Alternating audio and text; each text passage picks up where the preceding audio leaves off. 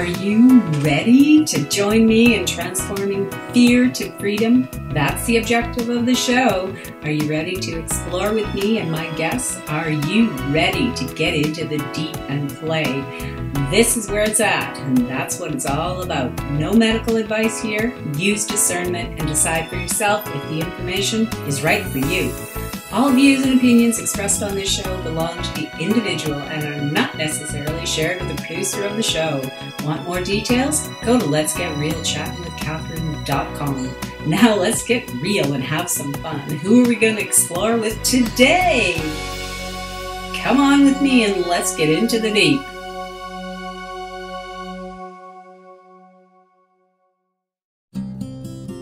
And welcome back to Let's Get Real, Chattin with Catherine. I'm your host, Catherine Whalen-Costin, and I'm so excited to be reaching you wherever you may be, all the way from southern Alberta, Canada. Tonight is going to be a lot of fun. I just can feel it. We're going to be chatting with Vanessa Pressacco, a woman who is a successful businesswoman, a pro makeup artist, and a photographer. And if she's listening to what I just did to her name, she's going to be laughing hysterically, I hope. She lives and works in Calgary, Alberta, Canada. And she received her photography certificate with highest honors and has been doing makeup since she was 16 years old. Pretty exciting career. She has also successfully owned and operated her own photography company for the last 5 years and has had the privilege of tutoring with Nathan Johnson, New York City-based celebrity makeup artist. That is just awesome. Awesome, awesome, awesome. She is the winner of the 2011 Reader's Choice Gold Award for Best Photographer in the Foothills. And again, I think this is so cool. What a very exciting career. She's been published in Stanford, New York, Who's Who, Black Book of Elite Professionals for the years 2012 and 2013, and has had the privilege of working with many reputable clients such as New York Times bestselling author Alina Aitken and Canadian international bestseller author Stina Holmes. What an exciting journey. I am so from makeup artist to photographer and just still going strong with her career. So we're going to get into this conversation. I'm just going to make sure Vanessa's there and that she can speak after what I did to her name. Hello, Vanessa. Are you on the line? I am, Catherine. Hello. Vanessa, would you please say your last name for me? I don't know. It seemed so simple when we were chatting before we went on the air. It's Pressacco. Pressacco. See, I don't think I got it right any of those times. So Pressacco. Okay. I love it. I love your name. I love Vanessa too. Wonderful names. And thank you. You have had quite an interesting journey from where I sit. It seems like, makeup at 16, and then photography. These are both kind of what a lot of people consider glamorous careers. Are they glamorous? Not always. I will be honest with you. They can be very, very challenging at times. And it takes a lot of perseverance to work your way through some of the challenges that come along with being an artist in general. Mm-hmm. Well, and that's right. And your canvas is not like just picking up any canvas. If you're picking up the canvas happens to be someone's face, I guess that does make it a little more complicated. Absolutely. And it's an honor and a privilege to be able to work on so many faces. And it's also challenging, too, because you encounter a lot of different structures, a lot of different conditions, a lot of different things that really keep you on your toes a lot of the time. Right, right.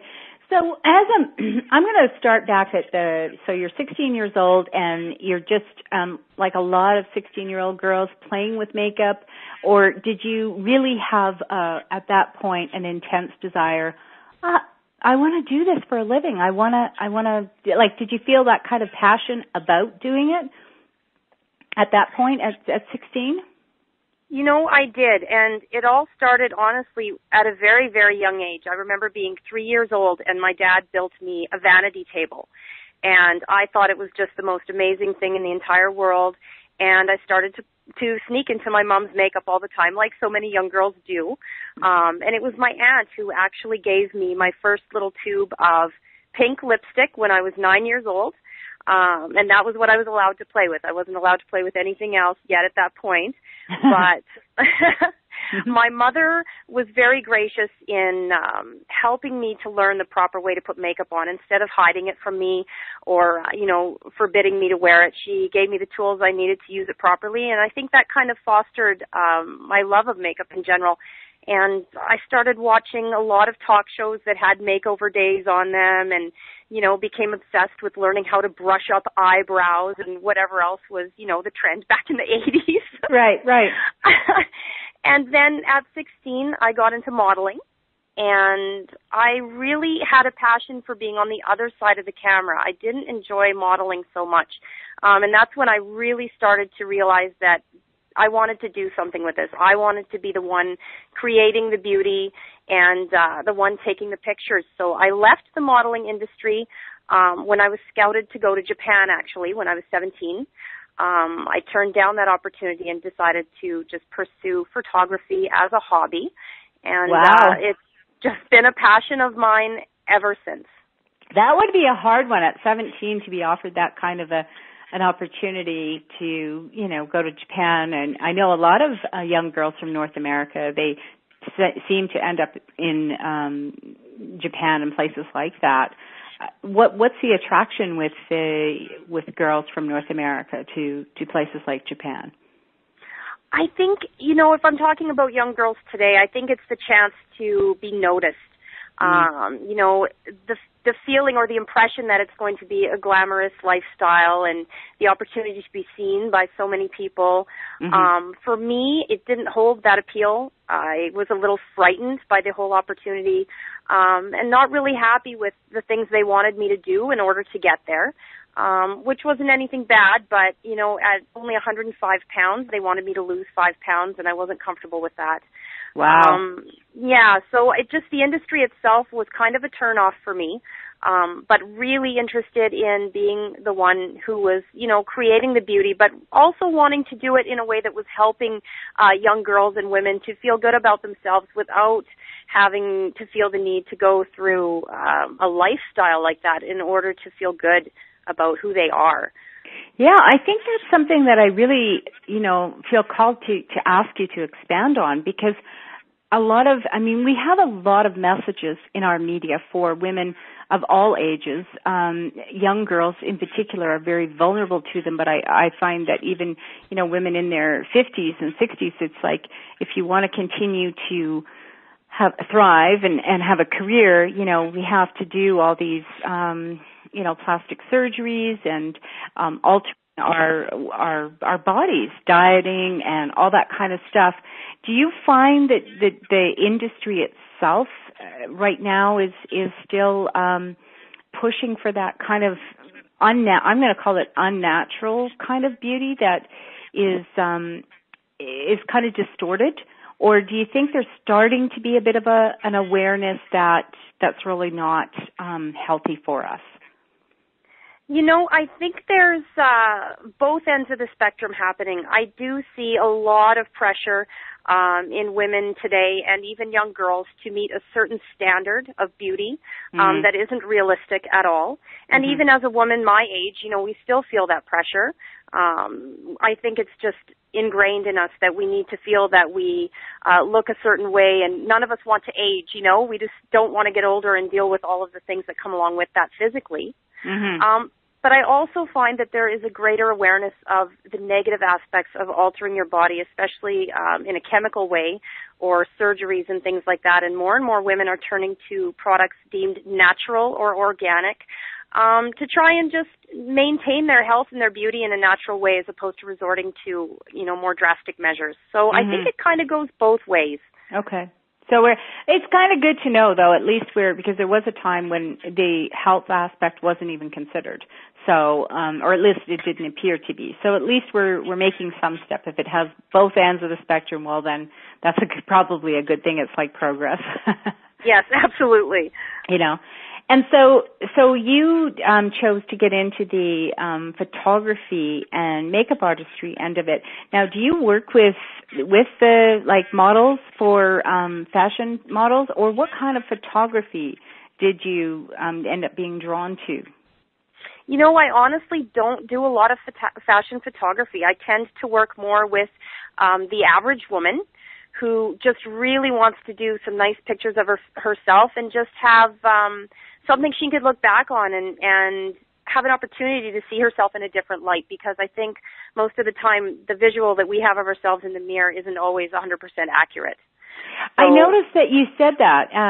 Something that I was reading that you wrote was about that very thing, that sometimes women don't appreciate their own magnificence, their own beauty, like they can't see it.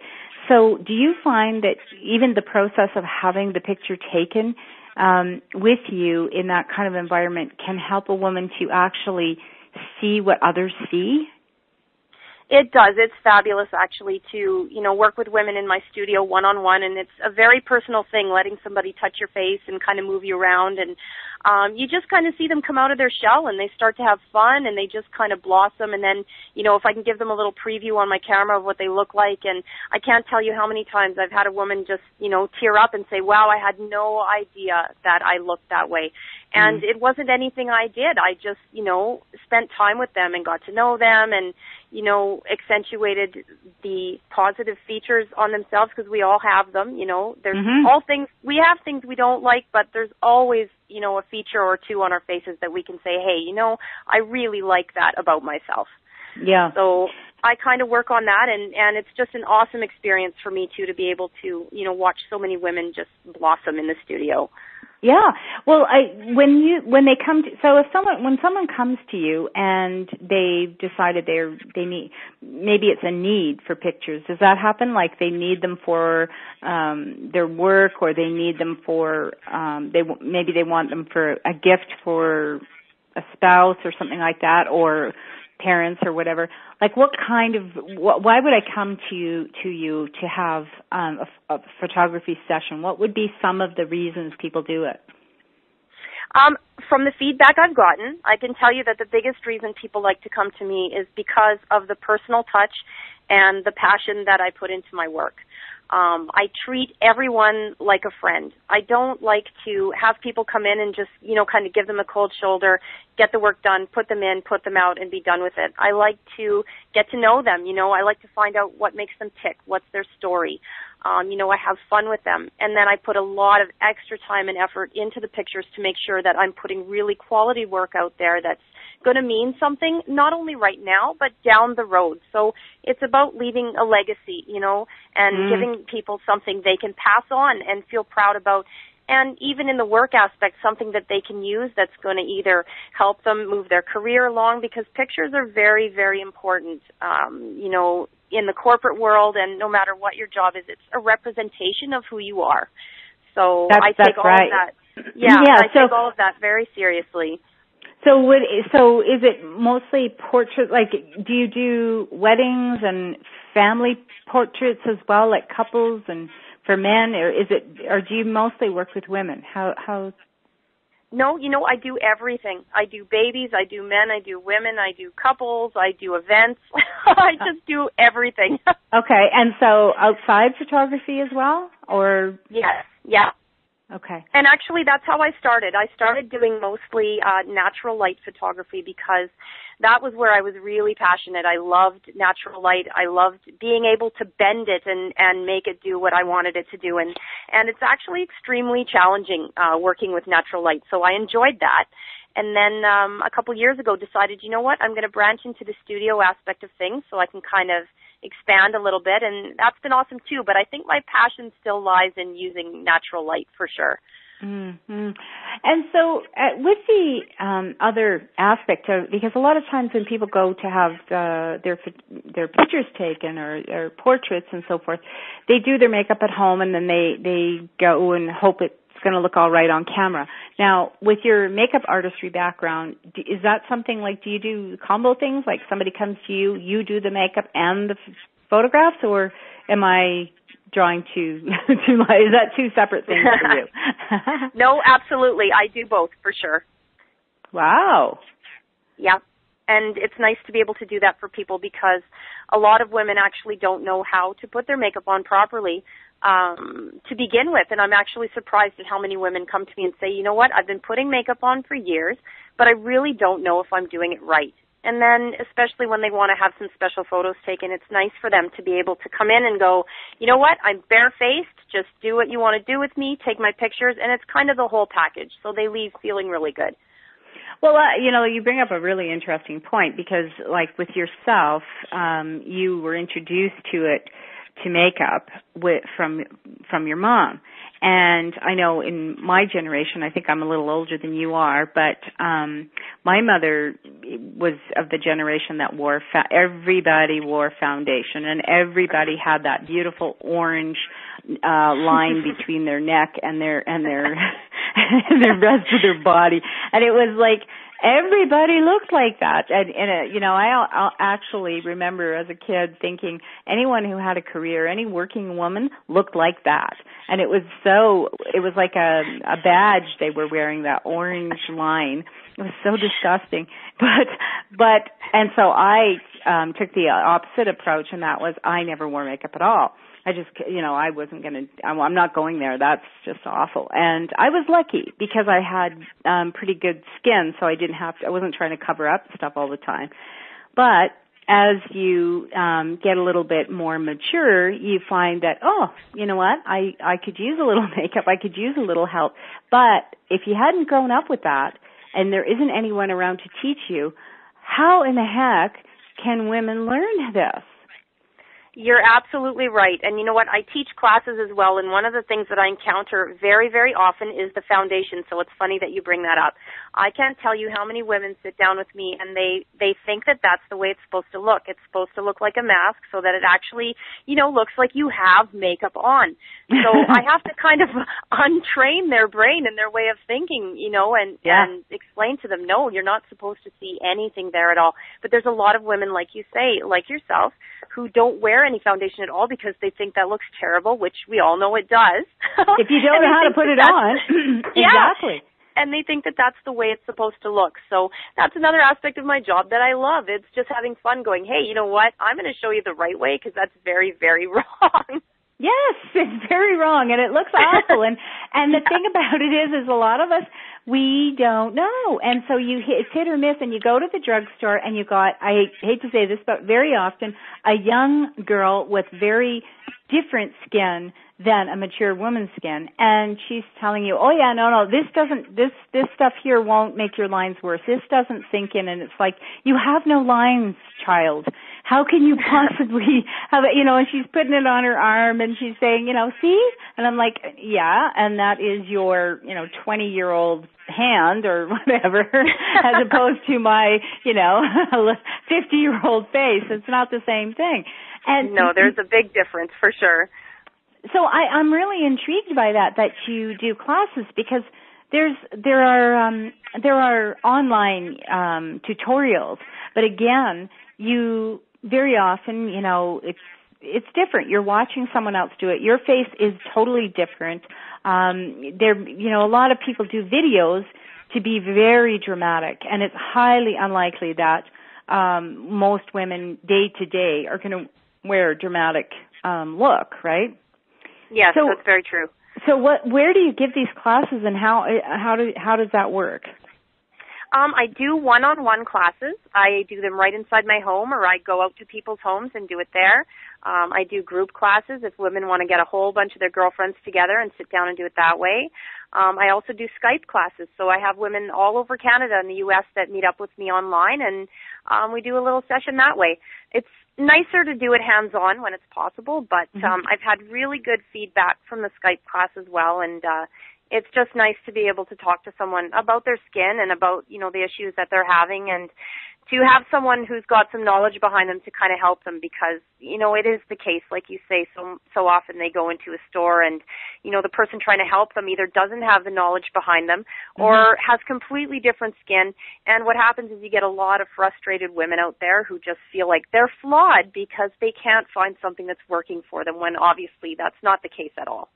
Well, and that's right. And the thing is, I know, you know, it's been my experience I've been at lots of different drugstores, and I've been, you know, talking to the cosmetic expert and so forth. And, you know, if you ask them, recently I was asking, you know, what are the ingredients in these products? Like, cause I tend to go more natural. I use coconut oil and almond oil and olive oil and things like that on my skin as much as possible. And so if I'm going to have to, because I do a lot of camera work now too, so I want something that is going to be healthy for my skin and look good. Because the camera doesn't respond the same way to natural skin as it does to some makeup, right? Yes. So, you know, so I say, you know, well, what's in this? And the girl looked at me and she said, you know, they're basically all the same. Half of them are all made by the same company. They just have different, you know, little extra names. So I just stood there with my mouth open. She didn't have a clue, and there was nothing, and this is not to fault her, because if I look at any of the bottles, it really didn't say what was the ingredient. Yeah, you're absolutely right, and a lot of major companies don't list their ingredients.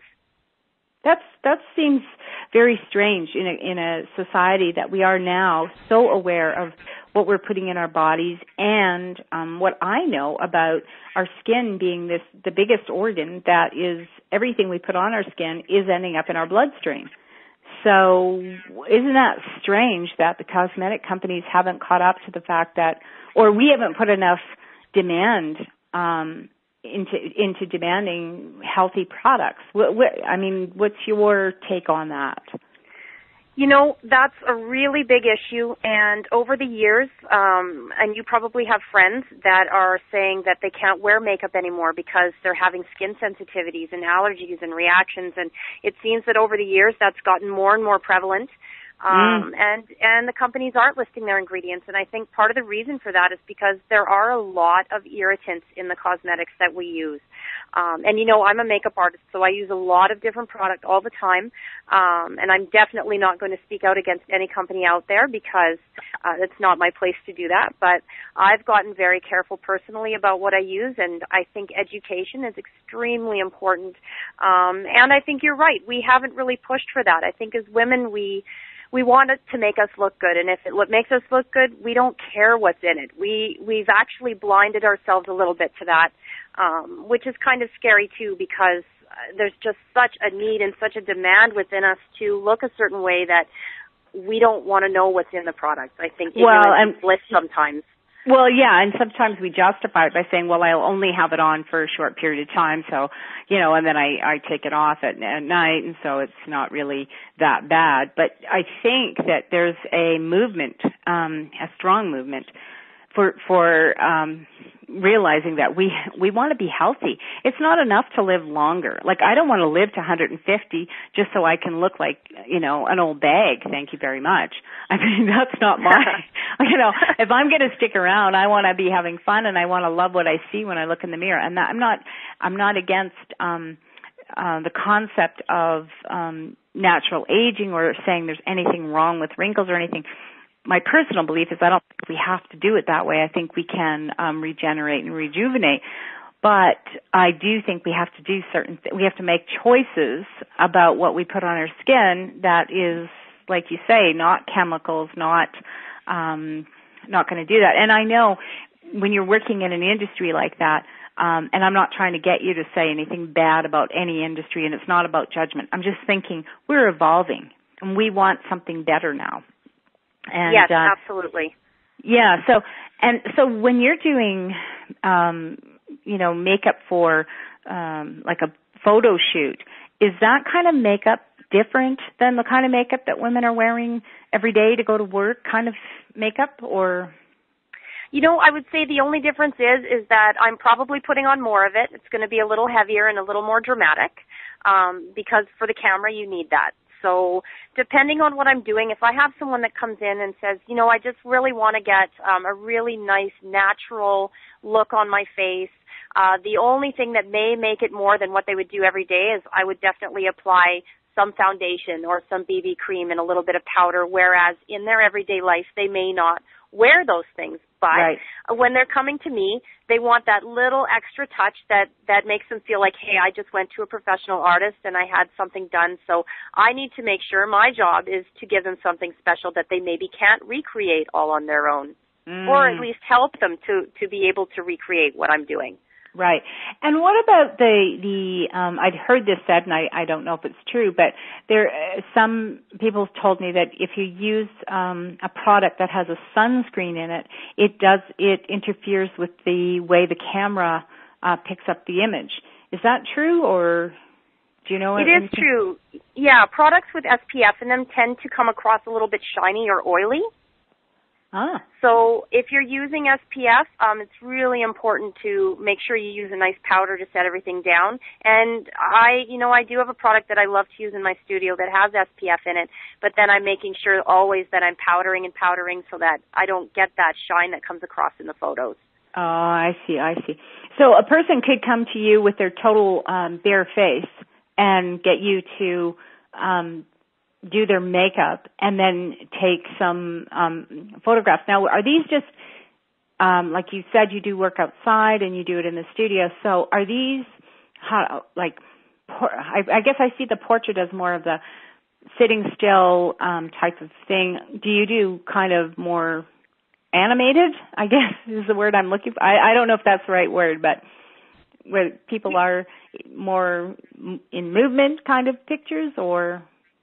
You know what? It depends on the situation. Generally, when I have people in the studio, it's more of a sit-down kind of environment, more relaxed. But I really do like to work so that I'm not having people, sitting and looking at me and I'm going, okay, I want you to move this way and that way. Now give me a smile, because it never comes across as genuine. Right. So I really love, like I said earlier, to just have fun with my clients and kind of catch them in those moments when they may just put their head down to flick some hair behind their ear, or I say something funny and they laugh. It's even in the studio, I like to really capture those natural moments when it's possible, especially when you have someone who doesn't particularly like being in front of the camera. It's nice to keep them nice and relaxed, and the pictures always turn out better. Right. And then... Sorry? I was just going to say to people that if people are listening and they're especially if they're in the local area and they want their photographs done, or if they want to connect with you for the other aspects, I'm going to give your website here, www.Vanessa Pressacco. Why won't your name stick in my brain? It's so funny to me. www.VanessaPressacco.com. That's the website for all the photography, and you can see the pictures of the images, all their pricing, testimonials, and all the rest. Now, is that where people go also to do private sessions with you on makeup? Yes, they can actually connect right to my makeup site from my photography site. So when they go on to the main page of my photography site, they'll see on the very top a little link that says to connect to my makeup page, click here. Okay. And then it takes them right there. Okay, that's perfect. Because I've been through your websites and both of them. The other one is the one that's called Unique. Yes. And that's a special brand of makeup that are you using that in your photography as well as for private clients, or what's your experience with that? I do. I use Unique makeup on myself, and I use it in my studios in conjunction with all the other makeup that I have going on in here. I do try to use it more than anything else, actually, to be honest, because I love the product so much. And it's non-toxic, and it's naturally based, and I feel good about using it. I feel good about putting it on people. And is it better for photographs, or is it both? It's both. It's just an amazing product all around. The BB cream does have some SPF in it, so as I said, I like to make sure that I'm, powdering up and keeping people looking matte, but I'm really loving the way the products are translating in the photographs, and I've just had nothing but good experience with it. So, and all the clients love it. Mhm. And what is the there's a big thing on that particular product, which I'm very curious about, and I wanted to ask you about. It's the 3D lashes, and that is for people who don't want to wear false eyelashes, but can have that extra length and volume and whatever. What's been the feedback on that product? Because it looks like it's something really fairly new. Do you want to talk about that at all? Sure. So fiber mascaras are really out there. There's a lot of major brands that are doing the fiber mascaras right now, and they're extremely popular. The one advantage to Uniques is that it is a naturally based, non-toxic product, and the fibers are actually made out of 100% green tea. Huh. So it is a really unique, quote-unquote, product. It's had amazing feedback, Catherine, and, it's kind of, there's a bit of a learning curve to it because it's different than just painting black stuff on your eyes. You're using a fiber, right? So you need to know how to do it properly so you don't get the fibers in your eyes. Right. And if they do get in there, they're not going to hurt you, but they definitely will irritate you. So right.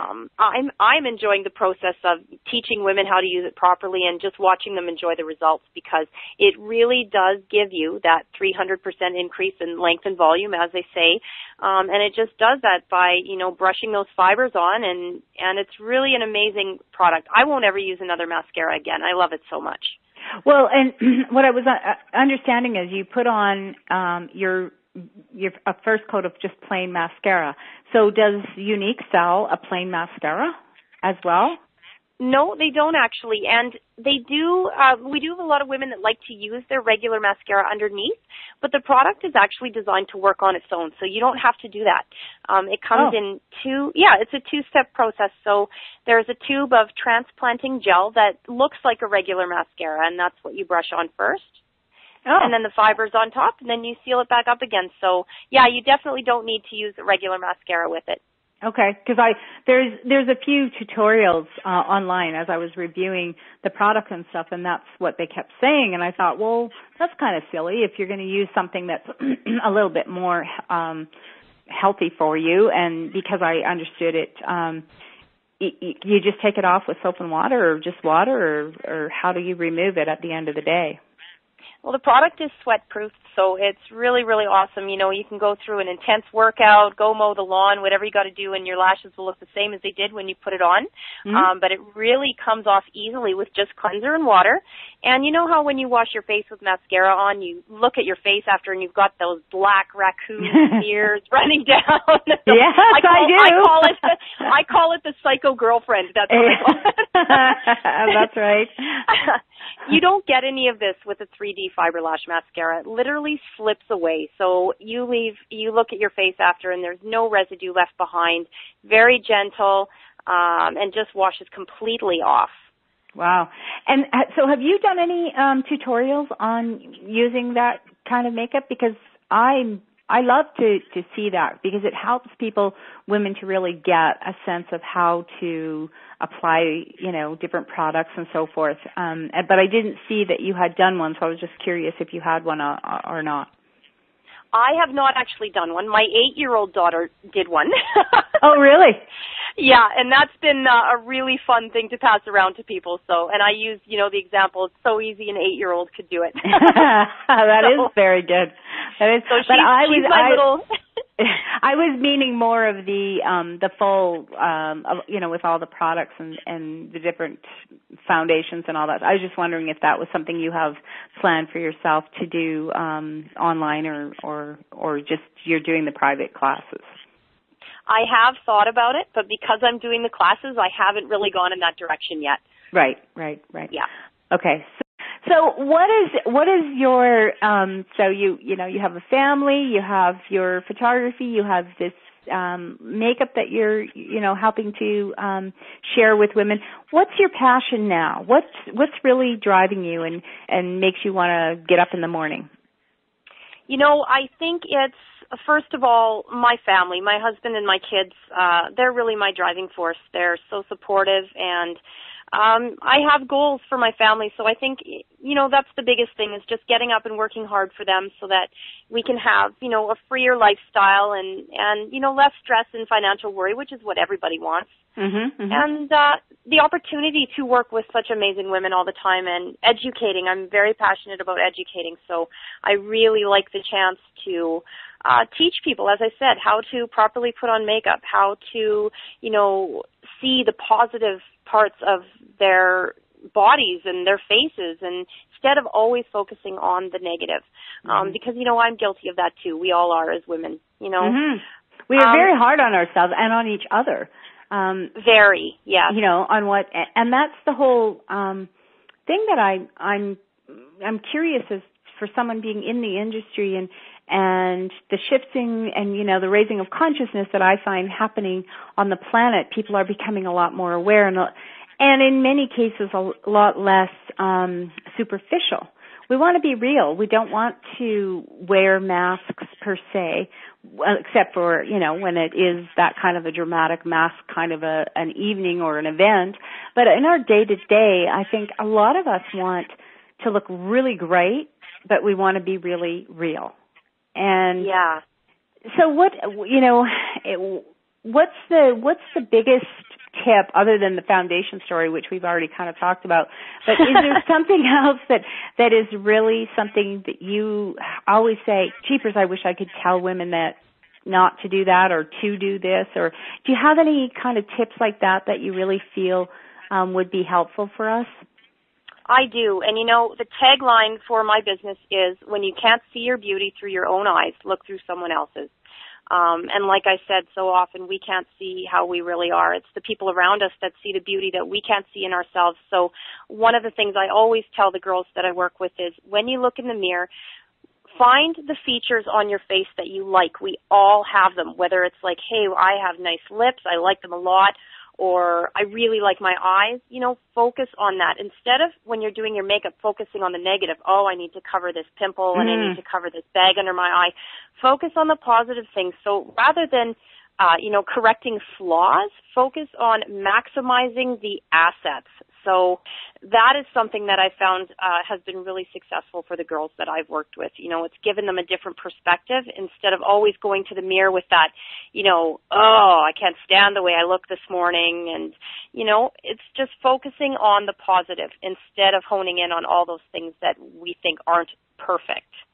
Well, and the thing is, very often, we've heard it said before, when a woman who has been overweight for a long time and she loses the weight, she gets in shape, she is exercising, it shows on the scale, her clothes size is different, but every time she looks in the mirror, she still sees the fat body. She still sees that. And I think that's what ends up with some of these other unhealthy eating habits, because we can't see how we can't see our beauty, and we still see ourselves at whatever age something we got stuck in. And so it's really hard to see our own magnificence. And so how I just think it's an interesting thing, having your picture taken. Does that help women to see their beauty, do you think? I find that it does. I do have the odd time when, you'll have a girl sitting in your studio who's really, really hard on herself, and it doesn't matter what you do. She's just really, really struggling with seeing it. She just can't see the beauty there. So, I do have clients that want me to touch up their photos a lot, and, and I go ahead and I do that. I try to keep it to a minimum if I can, because, as I said, part of the job I'm passionate about is being able to show women the beauty that they have without, going crazy and altering everything to the point that they're barely recognizable as themselves anymore. Exactly. We see that with celebrities all the time, and most celebrities will admit, hey, you know what, I don't look like that at all. Exactly. And it's sad that we do that, because we're not appreciating that really magnificent beauty that we have, you know, by doing that, by distorting it. And, you know, somebody has a certain size nose and they, you know, turn it into a pencil. Well, why? That's not who they are. You know? Yes, no, exactly. You know, ultimately, Catherine, I think the change needs to come from within because, like you say, it's like the person that loses all the weight, but they still see themselves as the person they were before, and it doesn't matter. They could probably drop 50 pounds and still be unhappy. And it's the same when I'm dealing with women in makeup. And, you know, I always tell people, too, if you don't love yourself without makeup on, you will never love yourself with makeup on. Not truly. You know what I mean? Yes, yes. Yes, absolutely. Well, see, I always thought makeup was meant to enhance what you already have. And the problem, I think, for a lot of women is we don't know what we have.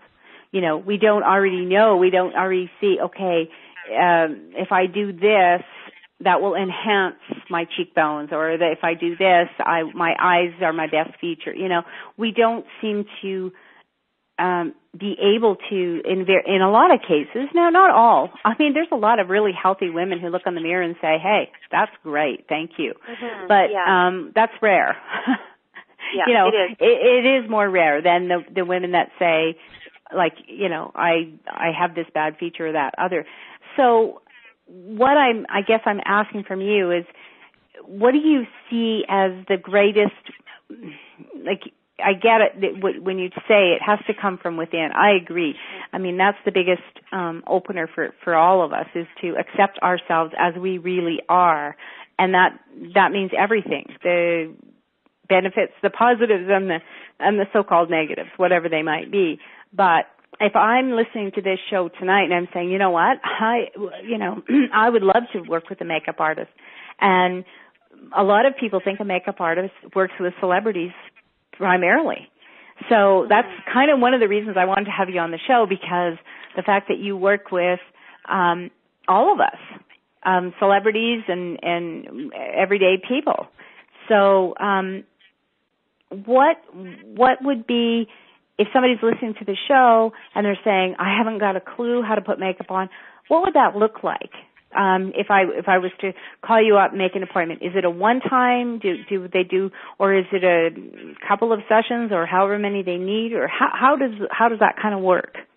Okay, so I talk to them about what they would like to learn in conjunction with the class that I'm teaching.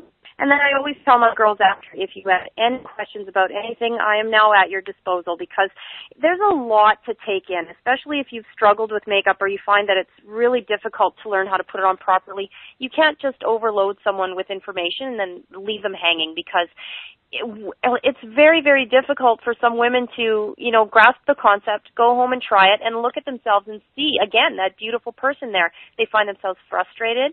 They think they're flawed because, either they can't do it the same way I did, or just nothing's working for them. It doesn't matter what product they put on. So it's really important to me to be a constant support for them, so that, you know, if they have questions, they can come back to me. So definitely I keep those lines of communication open all the time. Well, and the other thing too is, I mean, for you, you're an artist. Your makeup, you know, was one vehicle, and photography is another. And then the rest of us who maybe aren't artists, we're trying to create art on our faces, and we don't have that natural, you know, like starting at 16, you probably experimented, you probably did weird colors and textures and what have you a million times, right? Before you practice. And that's something that a lot of women, I think, don't do, because one, we don't have time, and the other is we wouldn't have a clue what, you know, that practice is. And you're right. The time factor is a huge factor nowadays, especially with how busy everyone's lifestyles are. So, you know, I have a lot of women saying, I need to know how to do the basic face that's going to take me into my work day, last throughout the day, keep me looking fresh and done up without being overdone. But it has to be something I can do in a relatively quick amount of time, so that I'm not standing in front of the mirror forever getting frustrated. Mm-hmm. So, that's really important too, because a lot of women, will also not book with an artist because they think, oh, they're too good, I'll never be able to do what they do. And that's why, again, it's super important to educate and be able to sit down and go, hey, you know what?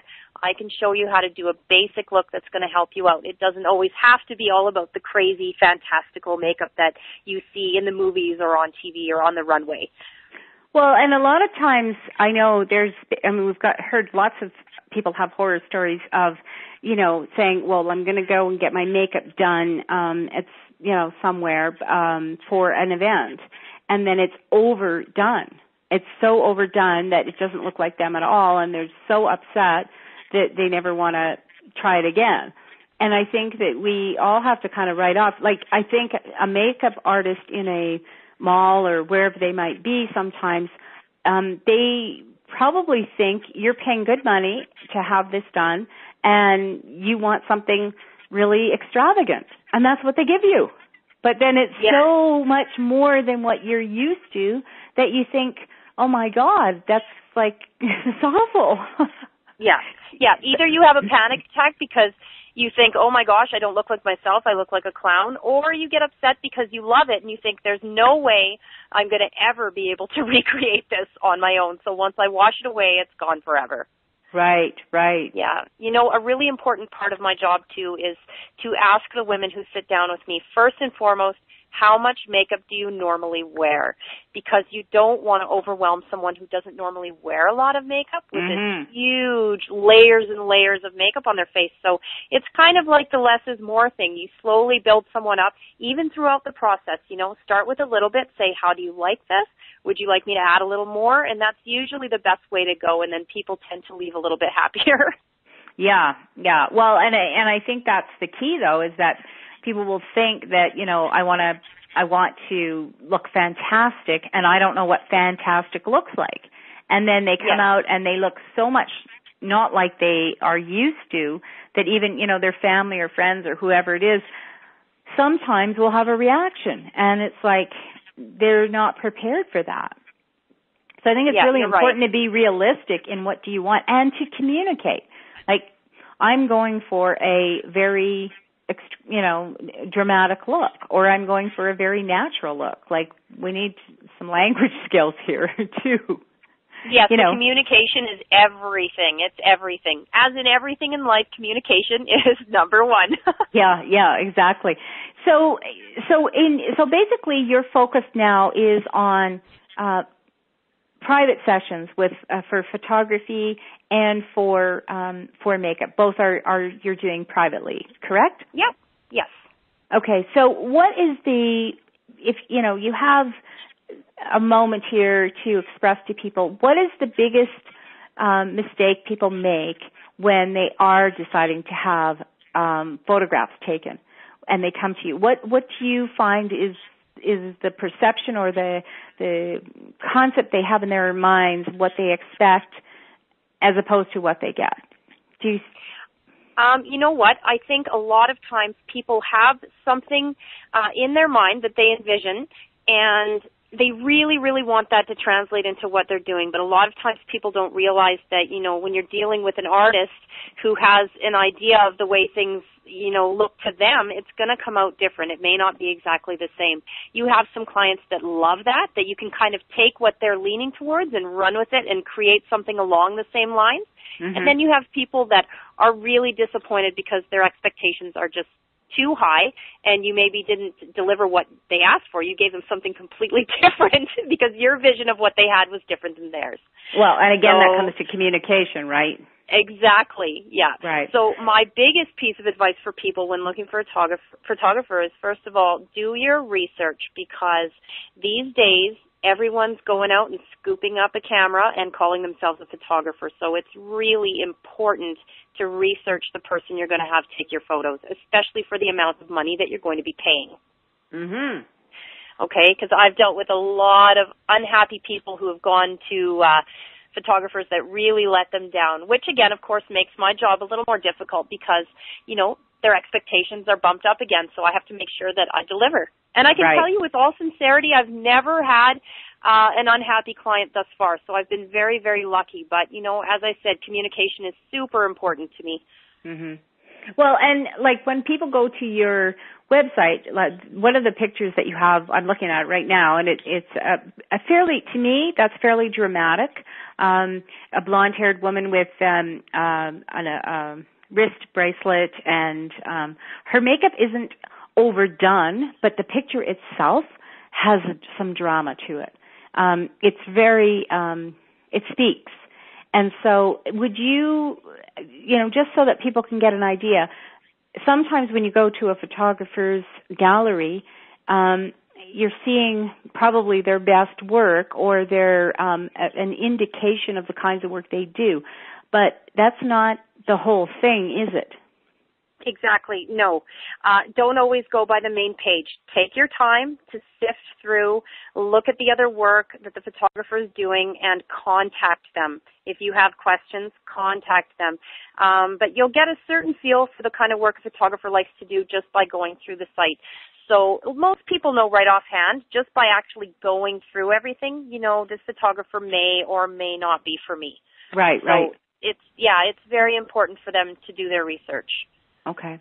And so I just love it. I think it's very exciting and very creative what can be done and the possibilities for women. I know for myself, having my pictures taken by a professional photographer for my business was something I'd never done before. And so it was very liberating and it was exciting.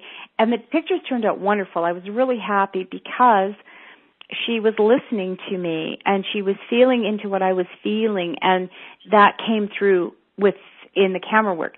But she didn't do makeup or anything like that, so I was kind of on my own in trying to figure that out, right? Like what's going to be the best look. And that's why I think and I was really drawn to your work because you have the capacity to see both, which seems to me to be pretty important. It is, absolutely, yeah. And it makes my job really interesting and fun. Yeah, exactly. And, have you ever had a person come to you for their photograph where you've said to them, you look, I could enhance this picture by doing a little makeup on you? Does that ever happen? It has happened, yeah. I've had people in the past come to me just for photography, and then they've decided, you know what, actually, do you have time to put my makeup on because I don't really like what I did, and I'd like to change this. Or oftentimes if I see something that I think, like you say, I can enhance just a little, I'll say, you know what, I have the perfect lip gloss for you right now. Just let me throw some of this on. Oh, okay. All right. Yeah. So this is very exciting. I love it, Vanessa, and I'm so appreciative that you sharing, all these little tips with us. And if you ever feel the need, I think you would do really some awesome tutorials because I have seen, and I mean, there are some people doing some awesome work, but there's some stuff that's pretty not so awesome. And so, and then I'm sorry, but you go out in the world and you see people that darn well they watch that tutorial. You're absolutely right. And it's like, hey, you know what? If that's how you want to look, that's great. But I just think that there's got to be a better way for us to do this, healthy, to look good, to feel good, and I just think it's wonderful to have people who are available for us, and for not just the celebrities. Absolutely. And, I can tell you with the more reputable clients that I've worked with that they have just the same amount of insecurities as everybody else has. In the end, we're all human. We all have the same issues. So it doesn't matter who I'm working with. I just treat everybody the same, and we all have a lot of fun together. And, I just love my job. I just love it. I'm passionate about it. And all the amazing people I get to meet, and I'm living my dream. It's what I've wanted to do my entire life. Oh, that is fantastic. That's what's inspiring. When people follow their dream, you can feel it in their words, you can see it in their work and in their lives. And that's why I love to share people's journeys with my listeners, because it's inspiring to say, you know what, I got to follow my dream. Because growing up, very often makeup artist or even photography was not considered to be traditional. That's a good hobby, but get a real job were both of those careers. And unless you are, come from a family that is, used to cultivating the arts. Now we're a little bit more open to it. So I'm just so impressed that you really followed your dreams, and clearly you had that kind of support as a child. So, you know, it really speaks to that, to me.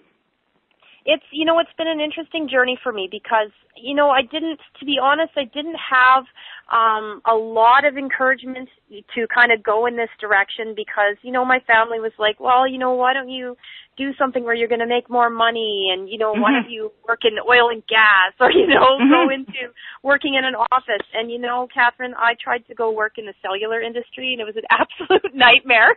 I thought, no, you know what? Maybe I should try do something more technical, and it just wasn't happening. And, you know, after years and years, I finally said to my husband, you know what?